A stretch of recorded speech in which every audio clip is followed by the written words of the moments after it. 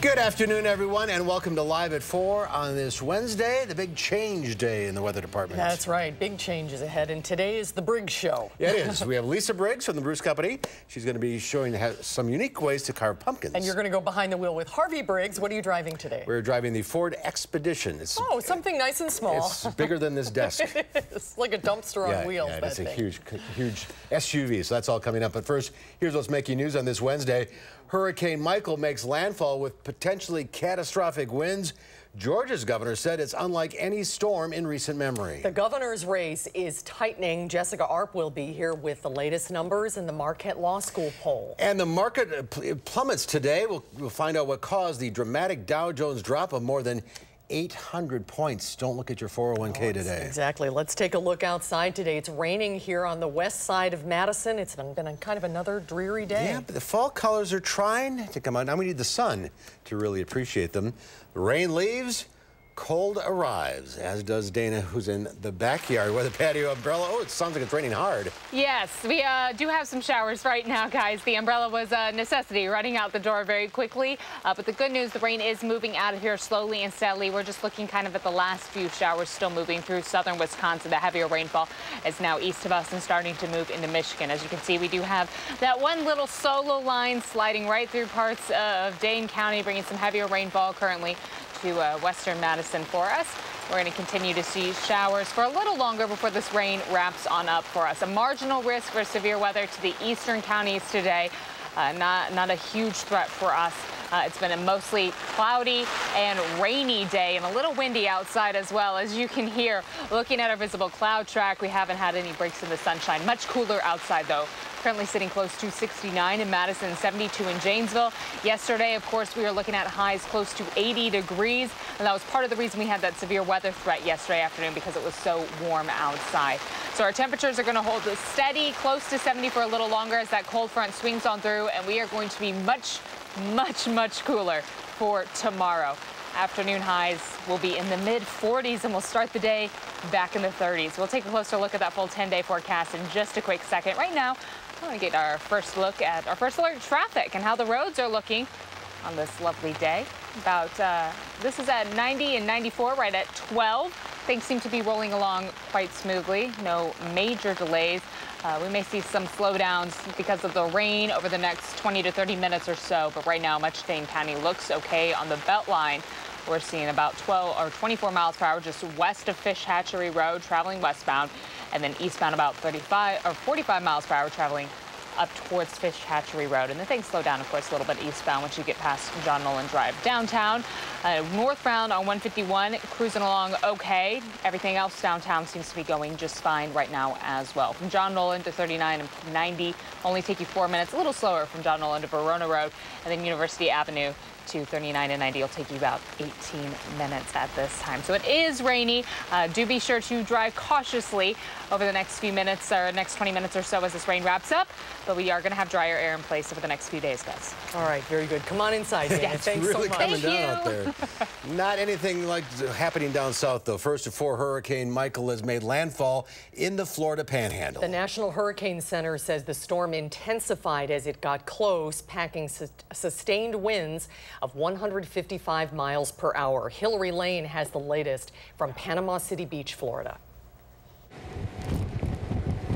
Michael crashed ashore as one of the most powerful storms to ever hit the U.S. mainland, just shy of a Category 5 hurricane. 155-mile-per-hour winds lashed at the coast, ripped apart structures, and sent debris flying at a hotel in Panama City. Forecasters say Michael will dump more than a foot of rain and usher in a 14-foot storm surge in some areas. When that storm surge comes in, you have no control of it. There's so much pressure, and it pushes everything in, and then it sucks everything out. Here in Panama City Beach, the wind and rain have been brutal all day. At points, it's hard to stand up straight as the wind whizzes by. For some people who didn't evacuate, panic set in. I might not be here tomorrow, man. That's it. I really don't want to cry on your camera, but this is what we got to deal with. FEMA Administrator Brock Long updated President Trump on the storm in the Oval Office. He says the hurricane's eye, shown here from the International Space Station, is large and dangerous. Some people may say it's similar to an EF3 tornado making landfall. Michael is expected to remain powerful as a Category 1 or 2 hurricane as it passes through Georgia. Forecasters say it is unlike any storm ever seen before. Hillary Lane, CBS News, Panama City Beach, Florida. And President Trump says he will travel to the storm zone either Sunday or Monday. Vice President Pence told reporters in Green Bay that the nation's hearts and prayers are with the people of Florida. Pence came into the state to speak at 2 fundraising events for Governor Scott Walker and U.S. Senate candidate Leah Vukmir. After the Green Bay event at the Oneida Golf Course, Pence and Walker headed to Eau Claire. And Walker's opponent, Tony Evers, says both Governor Walker and Vice President Pence want to, quote, gut protections for people with pre-existing conditions. Evers released a video renewing his challenge to Walker to drop Wisconsin's involvement in a multi-state lawsuit seeking the repeal of the Affordable Care Act and its guarantee of insurance coverage for people with pre-existing conditions. And we have new numbers for you this afternoon about how the top of the ticket races are shaping up in Wisconsin. That includes the races for governor and U.S. Senate. Political reporter Jessica Arp is here with the latest numbers from the latest Marquette Law School poll, Jess. Well, yeah, we know tonight that voters going into this, as you can expect, are very energized as we look toward November, and that the race for governor can be considered a toss-up, although Franklin said the voter sample this month did trend more Republican than usual. In the race for the State House, Governor Walker has taken a lead that's within the margin of error. Marquette's October poll shows him with a 47-46 lead over State Superintendent Tony Evers, 5% supporting Libertarian Phil Anderson, and only 1% of people polled saying they don't know who they will vote for. Evers had a 5-point lead over Walker in the September poll. Could easily go either way, with Walker leading by 1 point after Evers led by 5 3 weeks ago. But it was a toss-up 6 weeks ago, so the race looks close in our data and in most outside polling that shows a little better story for Evers. Now, while that sample was a bit more Republican, it doesn't seem to have affected the U.S. Senate race. In that race, Tammy Baldwin continues to hold a double-digit lead over Leah Vukmir, 53 to 43%. 4% say they don't know who they will vote for. That's well outside the 3.9% margin of error. We can also see a difference in voter enthusiasm tonight. Of 1,000 registered voters polled, 70% of Republicans say they're very enthusiastic about voting. 76% of Republicans say they are, and 59% of independents polled are enthusiastic. That 6-point difference in enthusiasm among Republicans and Democrats is down from an 11-point difference last month. Again, that makeup of the poll might make a difference. Franklin, we should say, noted today that we will see another Marquette poll before Election Day. That changed. Originally, he wasn't going to do another one. Yeah, it sounds like they will do one more.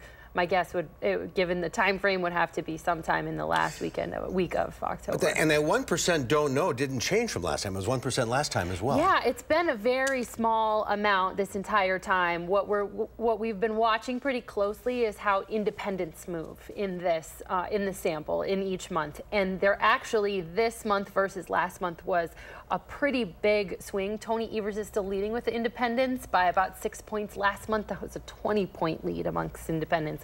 And we're seeing that specifically issues you're probably seeing a lot of ads on right now, including education funding, roads, and health care. This pre-existing condition issue are the primary issues in the race, and they seem to be driving some public opinion. Right. Charles will be with us tomorrow on Live at 4. We'll break down more of the numbers tomorrow. Jessica, thank you. Thank you, Jess. Welcome. The son of the owner of the limousine company involved in a crash in upstate New York that killed 20 people has been arrested.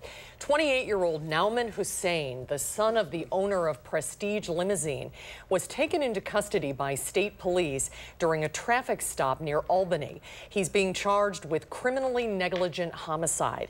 The company, which was doing business out of a low-budget hotel north of Albany, has been visited many times by state police investigators who are also seeking the elder Mr. Hussein.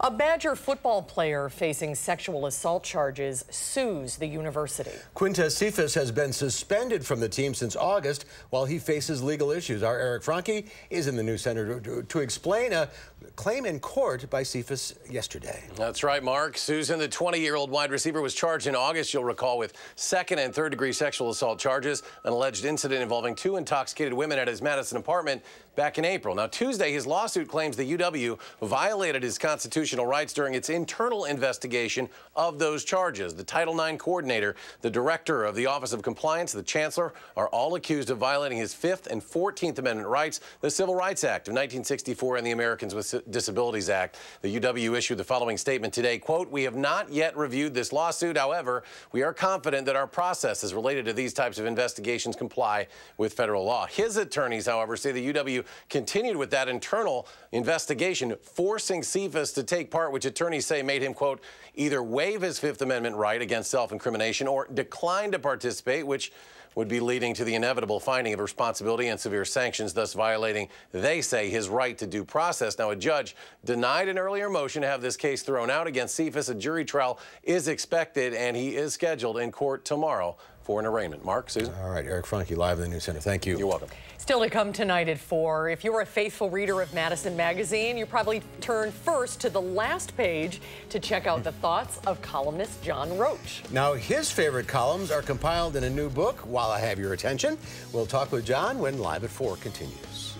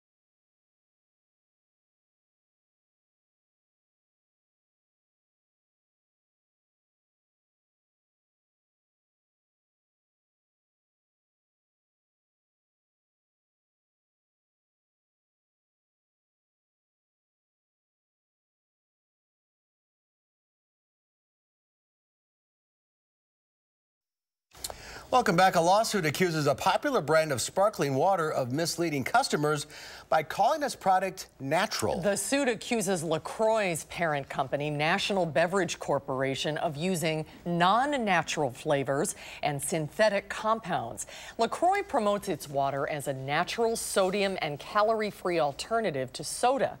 But a new lawsuit alleges the natural claims are false. It says synthetic chemical compounds are added to LaCroix to make make the water taste or smell a certain way. The suit claims one ingredient causes kidney tumors and another is used as a cockroach insecticide. A nutritional scientist says the compounds are considered safe. These compounds are found in nature, mostly in fruit, such as oranges, limes, strawberries, pineapples, bananas. So we consume those compounds every day if we eat any kind of fruit. National Beverage says the ingredients are derived from natural essence oils from the named fruit used in each of the flavors and are certified by our suppliers to be 100% natural. Still, the labeling is part of a larger problem because there is no industry standard as to what the word natural means. Well, stocks are in the midst of a scary October slump, sliding sharply because investors are worried about rising interest rates and the big tech sector sell-off. The Dow Industrials plunged 831 points today to close at 25,598. The NASDAQ Composite Index dropped a whopping 315 points, and the S&P 500 was off 94.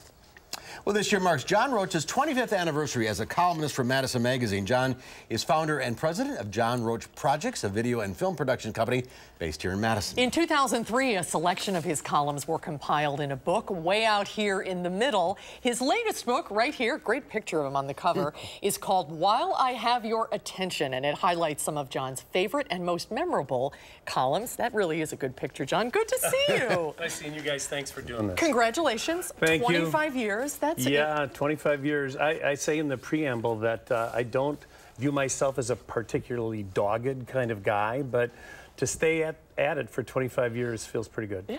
Was it hard to pick a selection for this book? Yeah, you know what was really hard is to go back and read the columns I wrote, because it's like if you guys were to go back and watch your broadcast, you want to fix stuff all the time. But thankfully, Brennan Nardi, who was my editor for a long time at Madison Magazine, she kind of led the way, and then I said, yeah, that's fine, because I don't feel like I have much perspective on them. I do think that when I went back and read it, some of them I went, oh, that's a good line, or that was a good word, but it's really hard to look at your own work in retrospect. Right. If you read Madison Magazine, John's column is always on the last page. It's the last thing, and they save the best for last, and you write about everything imaginable, from the weather to your cabin to, you know, politics, you name it. Well, I'm grateful. You know, the original guy who brought me in, Doug Moe, was the editor, and he said, write about whatever you want. And really, every editor since has pretty much given me that latitude. And I just try to think about what matters that month, you know, either what mattered personally or to Madison or to us as a people at large. You know, something that made me angry or made me laugh or made me sad or fascinated me, but you try to make people feel something, right? Did you ever hit a roadblock that I have nothing to write about this month? You know, Mark, I actually never have. Yeah? I'm never for lack of an opinion. And I do take notes through the month about something that popped up that I went, that's interesting. Why is it interesting? You know, there are three people who did blurbs for the book. Maggie Ginsberg, David Marinis, and George Hesselberg. And he said, you know, John adds context, which I think I was flattered by that, because, you know, I grew up in Madison, so I remember Madison in the 50s, 60s, and 70s. I also was away from Madison for a while, which adds perspective. But being a townie, I think, gives you some credibility. You know, it doesn't mean you're right, but at least you were there. Well, you also have a strong opinion. You're not afraid of a controversial subject.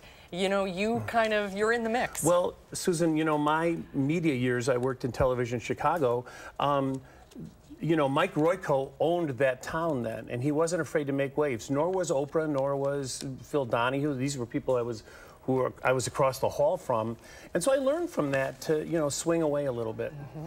How does the process work? You come up with the idea, you call the editors, and they say, okay, or you just... No, I just turn it in and the headline, and they say, okay. I have had some columns where Brennan and I, or Andre and I, debate a little bit about, as in, are you sure you want to say that? And usually I am sure that I want to say it. Good for them. Oh yeah, they're tremendous. It's been really fun, and as a writer, it's really good to write for public consumption once a month to have your work scrutinized, you know? Well, So, I, for one, turn right to the back page. So do I. thanks, man. I do too. Appreciate it. No, I I do appreciate too. it. Yeah. And you can hear more from John Saturday at the Wisconsin Book Festival, 7:30 to 9 o'clock at the downtown Public Library. I read there was free beer and pizza. Free beer, free pizza, free laughs. Congratulations. Thanks, you guys, so Continued much. success. Appreciate it. See you next month. Back page. Yeah. All right, in the John. dentist's office. Well, coming up, we get a visit from a very special bear. And then later, the best toys for kids. That's still to come.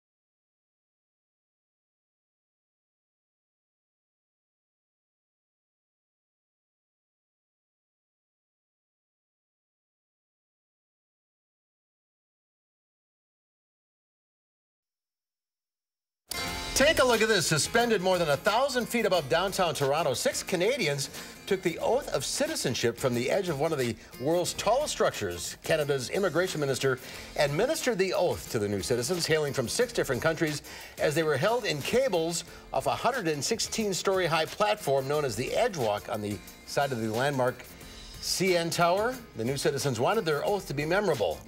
They got their wish. Yes, they did. Absolutely. What a view. It is, yeah. Welcome to Canada. Today is Wednesday, October 10th. It is National Emergency Room Nurses Day. I call them angels among us, angels in scrubs. They are generally people, the first people that you see when you've had an accident or a medical emergency. It's also National Handbag Day, so, you know, if you need to upgrade your bag. Do you have a handbag? Just like a purse. Yeah. Just my suitcase. That's it. And it's National Bring Your Teddy Bear to Work Day. We have a special guest. It's Cupcake. Hi, Cupcake. Welcome to News 3. Hello. Thanks for having me. So how are you celebrating this day? Well, I wanted to come in here and see if anyone was stressed out. It doesn't really seem like it, honestly, but I'll tell you what. This is a bear of a forecast, Dana. Come on now. Oh, Cupcake. Oh, thanks, Cupcake. You're so good. Cupcake. What? It sounds like Dave Caulfield to me. Yeah, a little bit. Just a bit. Hi, Cupcake. Oh, no, that's not me. Yeah. Oh, it's not me. Thanks, Cupcake. He's got a new nickname. That's going to stick. Oh, boy. Yeah, that's not going anywhere. Cupcake Caulfield in the corner over there. There you go. There you go.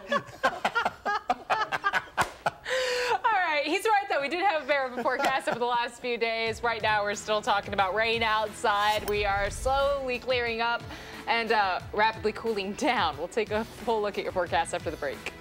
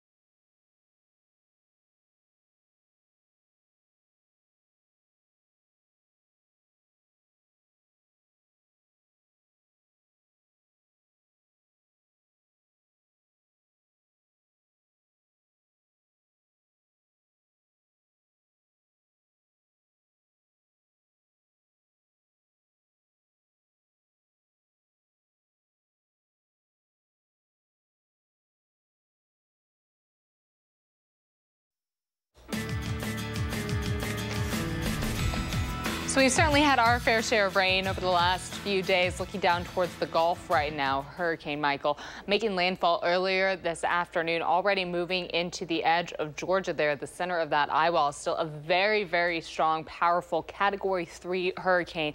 It is expected to rapidly traverse through Georgia and up into South Carolina, moving through the Carolinas.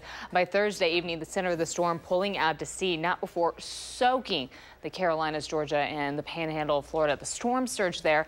We've seen some images of the water rushing over the top of houses from the ocean being pushed up towards over the Panhandle in Florida. So again, that's Hurricane Michael continuing to move northeast. We've had our own fair share of showers over the last several days. Right now we have this one little final line sliding right over Dane County. It was just outside. It was a little rainy outside currently. Some heavier rain starting to move into the eastern edge of Dane County. Not seeing any lightning in there. It looks like it is just rain for us right now, but also a little bit of a breeze along with that. In the last 24 hours, we've certainly seen higher accumulation totals to the west, anywhere from 2 to 3+ inches for parts of Grant County. Moving into Dane County, we've been sitting a little closer to about a ½ inch to an inch. Isolated areas seeing a little more than that, but still quite an addition to what we've already seen this year and what we've already seen this month. As far as storm reports, not too many for us. In Cobb, we did have a report of a barn down and some power lines down from the storms yesterday. And then in Fox Lake, wind gusts close to 60 miles per hour. So we had a few severe thunderstorm and tornado warnings issued yesterday as that line came through for us. We had those pop-up storms building through. Very rocky afternoon. Today, a different story. Most of the rain moving into Michigan for us. We have this final little line and then our cold front completely crossing over the state. Behind the front, notice clear sky, drier air, no rain, and a big cool down for the end of the week. We'll stay cloudy overnight, not ruling out the chance to maybe over the next 2 or 3 hours to see some isolated showers, but we're really going to stay dry overnight with a clearing sky. Heading into Thursday, plan on sunshine and a much chillier afternoon. High temperatures will be well below average, rather than above average like the last few days, in the mid-40s for us. And then Thursday night, we're going to be in the 30s before midnight, close to about 11 o'clock. We start to drop down, staying clear and cool. We'll start off our Friday morning below freezing for us. So frost certainly a concern for us heading into Friday morning. Sunshine for us, though, for much of Friday afternoon. May see a few clouds mixed on in there, but because of that frost potential, we do have an alert day in effect, or added to the forecast, for Friday morning. Widespread frost certainly likely, and a hard freeze definitely very possible for us. Hard to talk about frost, and we got to get back to our fall status right now. It's been warm.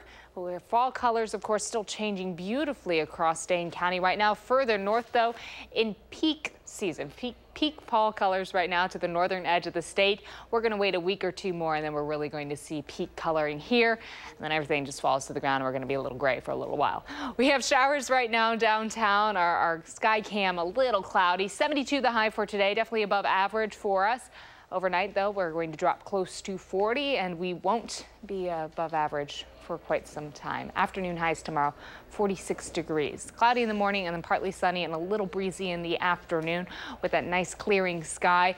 We're going to continue to see cool air in place through the rest of the week and into the weekend. Again, that alert day on Friday is for Friday morning because of how cool our temperatures are going to be. Saturday, expecting a repeat performance. Temperatures will be below freezing again to start off Saturday, but Saturday afternoon will be back a little more mild for us into the low 50s for afternoon highs with sunshine. Sunday, we have our next chance for some showers. Looking towards the afternoon, we may see a few isolated showers on Sunday.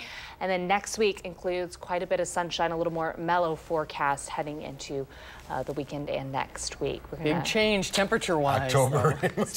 Yes. I had the furnace on last weekend, the air conditioning on, and now we're going to turn the heat back on. I'm sorry.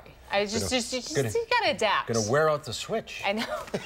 Trying to get its miles in, that's it. But it's fall. It should be more autumn-like. Correct, yes. It needs to be just a little cooler for us. Maybe not in the 40s just yet, but we're rapidly getting there. Yeah, it's going to be November soon. Yep. That's right. Yes, it is. All right, thank you, Dana. Thanks, Dana.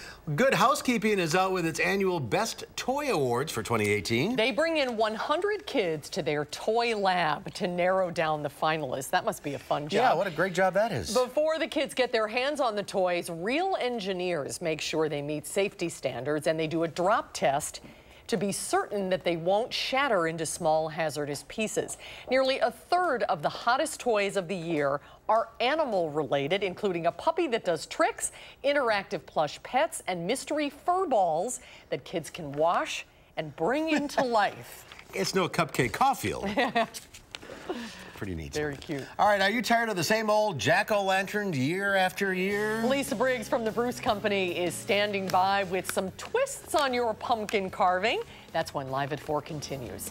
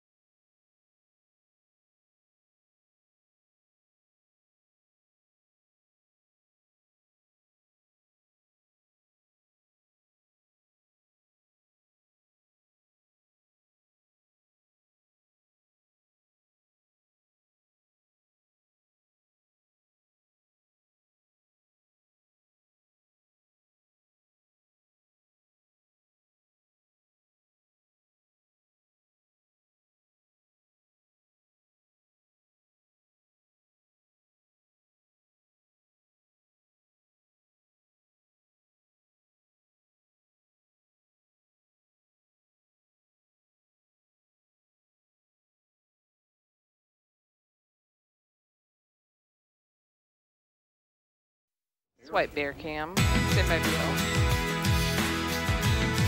Oh, Cupcake Caulfield made his way into the control room. He did. He's busy. Take your teddy bear to work day. We created a monster here. Cupcake Caulfield. Well, Halloween's right around the corner, and that means it's pumpkin carving time. And nobody carves pumpkins more creatively than Lisa Briggs from the Bruce Company. Hi, Lisa. Hi, Good Lisa. to see you. I want to see Cupcake with a pumpkin head. There you go. That's a horror movie, I think. All right, so pumpkin, don't start carving yet. It's too early. I wish it was closer to Halloween, but it's not. Part of me, I guess part of me wishes it was, but it's not.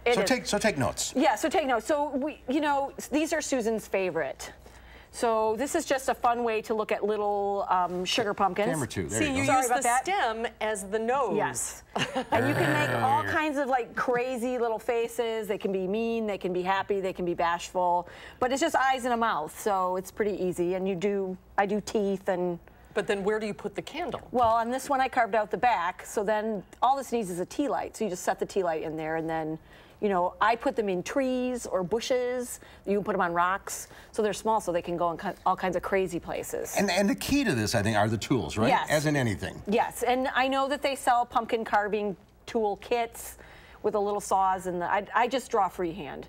So you draw up the thing first, the pattern? Yes, yep, I draw this up. I go on the internets and find some things, I Google something and draw it. And then I use linoleum cutters are, I guess, my #1 tool. And they're sharp, and you saw me in the bump doing this. Mm-hmm. Don't do that. That's very dangerous. That's dangerous. Do you think linoleum cutters are appropriate for children, or they're too sharp? No, they're not. So this is something that you do for older. I mean, when I was in elementary school, we used these, but that was back in the day when no one cared. Your mother was smoking in the car and holding you back from that, like that without the seatbelt. Yeah. Don't play with the dry cleaning bag. And then I also use a filleting knife. It's really sharp, but it's flexible, so you can kind of turn it around. And then I have lots of other random stuff, pipes for doing holes and doing lattice work and that kind of stuff. So just be creative with the tools. And selecting a pumpkin, is there a trick for that? What should you look for? You just want to look. Yeah, you want to look if, especially after we get a frost and they've been outside, you want to check to make sure if spots are dark or look like water soaked. Those are probably going to start to rot. And you can paint them too. Yeah, so this you can paint them. You could put, nail polish. I saw something really cool with crayons and a hair blower. But these are just dried leaves that I have in abundance from Carolyn's wedding, and then Mod Podge, which is this sort of fancy Elmer's glue kind of substance. Never heard of it. And it's just glue. Okay. And so you paint it on the pumpkin, and then you put the leaves on, or flowers, or any kind of dried thing, and then you paint it on top, and as it dries, it gets shiny. But it's so damp lately that it's sticky. I never heard of this. Yes, this is my first experience with Mod Podge. Mod Podge. What do you think? I think it's kind of interesting. I think I'm going to explore the possibilities of Mod Podge. Well, at least you have goals. You got to do something, right? So you like the scary ones or the more fancy? Personally, I like the fancier ones, but that's just because I'm sort of weird. Well, great advice I love as usual. These. Thank you for bringing them. You're I love welcome. those. Are my favorite. Lisa, thank you. And we have another Briggs in the house. Some of you may know Lisa is married to our auto guru, Harvey. That's right. When we come back, Harvey and Mark will go behind the wheel in a very big SUV, the 2019 Ford Expedition. That's when Live at 4 continues.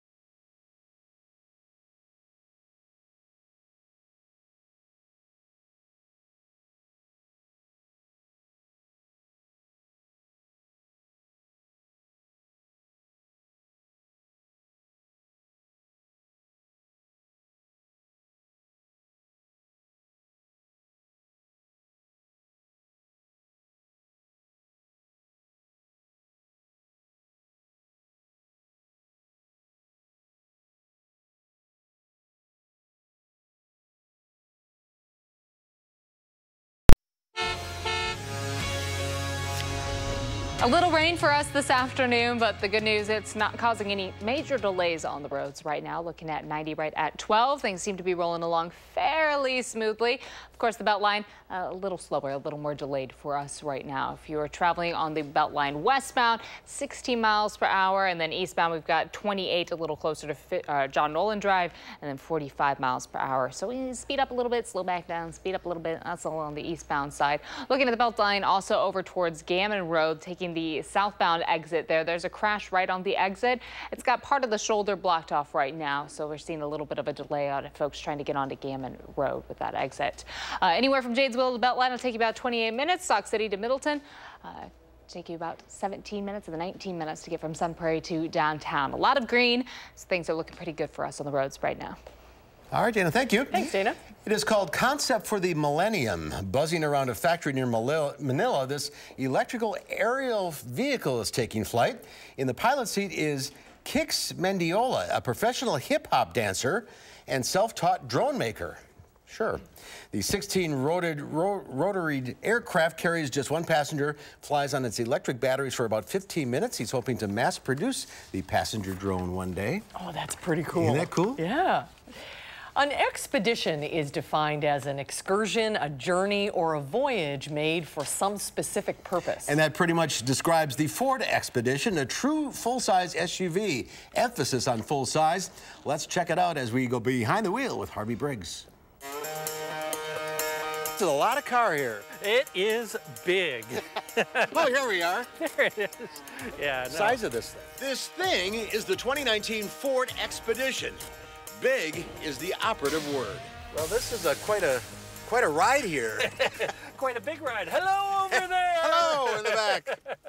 So it has all the good things about the F-150 in terms of the rigid frame and the aluminum body panels and all that make it lighter so it can do more. They've put it in this super luxurious giant SUV form. It is. I can't believe how much room there is here. Yeah, this is a uniquely American vehicle. We love things big, and this is as big as it gets. Well, actually not quite. You can get a max version of this that is 11.9 inches longer and gives you more cargo space behind the third row.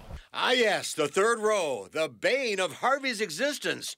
Third row seats that only a small child can love. You can fit 8 full-size people in here. We're not even talking about kids in the third row. You can put 6-foot adults in the back seat of this car comfortably. You know, we've often struggled with these things to get into the third row. Right. And you complain about it constantly. Constantly. Well, no complaining here. Kind of. You even have headroom. Yeah, it's not huge, but I could sit back here for an hour and not complain too much. And when those seats aren't in use, a push of a button or two transforms the Expedition from a people hauler into a plain hauler. You just go ahead and press a button here, and the seat drops down. And if that's not enough room, you go ahead and do that, and it lays flat. So you can go ahead and get a lot of luggage in this whole thing. You're not kidding, a lot of luggage. I think I could sleep back here. You probably could. This is bigger than a New York City apartment. And all that room does come with a price. The base rear-wheel drive Expedition starts at $53,000. Our tester, well, a wee bit more. This one, as it sits in the limited trim, is about $70,000. But you know, you got everything on here. And Harvey means everything. All the latest in tech, including Amazon's Alexa. Or you can say, hey, Alexa, start my Expedition and warm the interior up to 80 degrees. So when it's cold out, I can. So those are the kind of things that are starting to happen in vehicles like this now. It's a new world. It is, and it's only going to get newer. And it has every safety feature known to modern man, including self-parking. So you can hit the button and it will parallel park this vehicle for you. So if you're a little intimidated by the size, it has the technology to help you get over that. It'll also tow 9,300 pounds, and this SUV's blind spot detector covers the trailer as well. The only real competition in this class is the Chevy Suburban. Harvey prefers the Expedition. There are a lot of crossovers, only a few SUVs. Crossovers are vehicles that think they're SUVs or would like to be when they grow up. This is an SUV. It is big. I think big is just a word we're going to keep coming back to again and again and again. Harvey is out in Seattle. Yes. So, Lisa, Mrs. Harvey Briggs, you've ridden in this thing. You filled it up with pumpkins. We did take it on a little pumpkin expedition on the weekend. It's very luxurious. It is. It's got heated and cooled seats. Heated steering wheel. Heated steering wheel, yes, and it's very smooth. We took it on our road. We have a road that he takes all the cars on, and it was really smooth on the road. It's a beautiful car. You weren't intimidated by it too much? Well, I try to imagine myself driving something like you know, that. I think it's really big if I'm driving. So, and I don't drive anything even nearly that big, but it was a very pretty blue color. And the trim package was really nice. It did not look tacky. Those are the things that I look for. Yeah, the girl comment. That's the first thing we said. We love the color. And an amazing thing for the vehicle that size, it gets 20 miles per gallon on the highway. Wow. It is incredible. Yeah, it came filled up, so I don't know. So very cool. All right, well, they pick it up almost empty. Thanks for pitch hitting today for Harvey. Hi, Harvey. He'll be back next time, and we'll be right back with a final check of your forecast.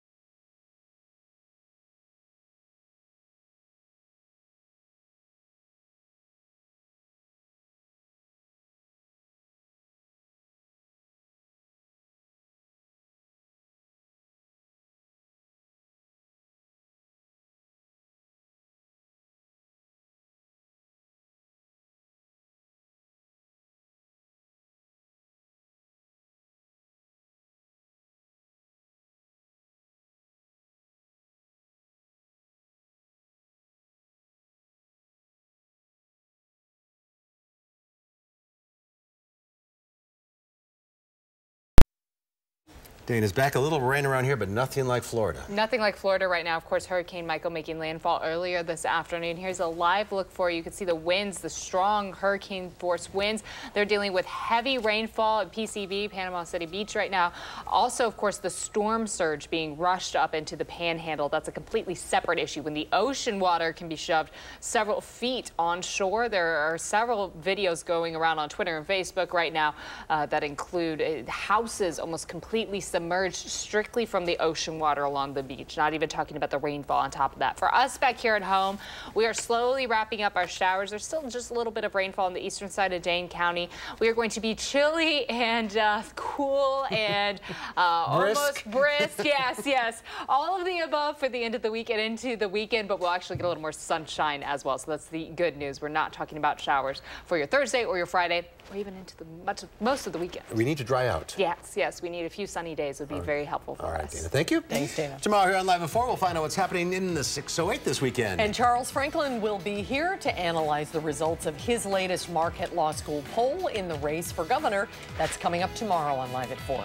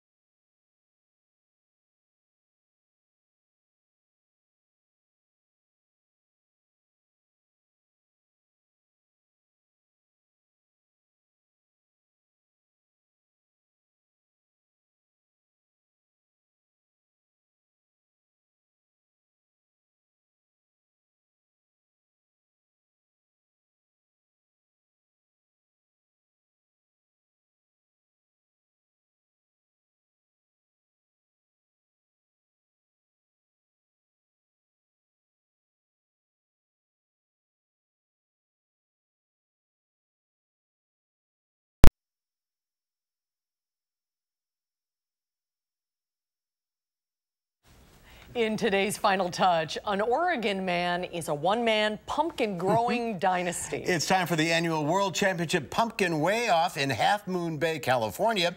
The event attracts the biggest pumpkins from up and down the West Coast. A forklift gingerly places Steve Delata's giant gourd into place on the scale. The Pleasant Hill, Oregon farmer is going for his 4th title in a row. When the numbers settled, his pumpkin weighed in at 2,000.